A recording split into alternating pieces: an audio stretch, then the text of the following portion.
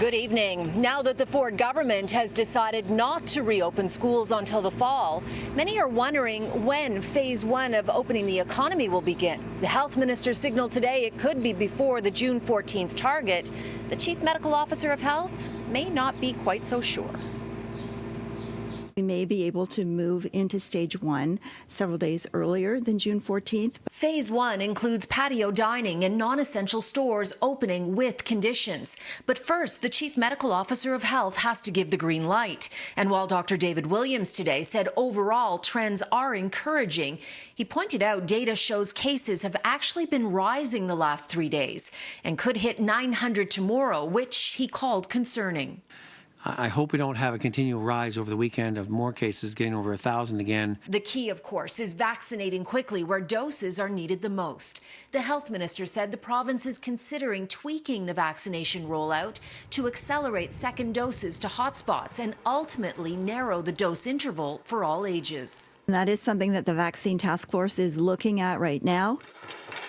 All this against the backdrop of the legislature rising today. It won't resume until September. Yeah, last day. Look forward to it, actually. This summer, the Ford government will be working to shore up its falling support with pandemic-weary voters. It's 1 year until the next election, and the government House leader admitted there have been some bad decisions. It's been a challenge, Cynthia. There's absolutely no doubt about it. Have we made mistakes? Obviously, we have. Will there be more mistakes as we go? Probably. The political theater was on full display before the session ended. I want to sincerely thank the Premier for joining us today.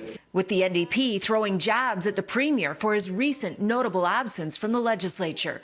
Doug Ford fired back as he defended keeping schools closed. The leader of the opposition doesn't worry about the kids. She worries about politics. Sitting in the bleachers, throwing sniper shots. Yesterday, the Premier blamed the Delta variant, first found in India, for keeping schools closed, saying it puts children at risk. How concerned should we be about this variant? The United Kingdom's a really good place to watch because it's there, it's expanding, it's being transmitted primarily among unvaccinated populations and in communities where vaccination rates are lower.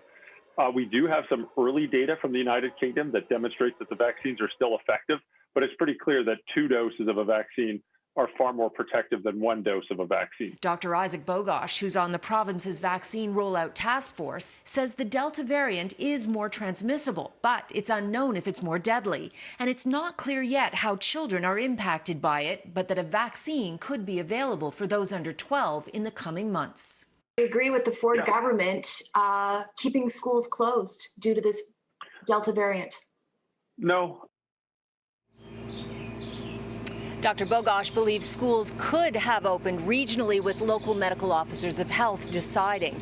A couple of other things, or one more important thing to tell you about right now. The province today announced you can mix your vaccines. So if you got an AstraZeneca, you can get a Pfizer or Moderna.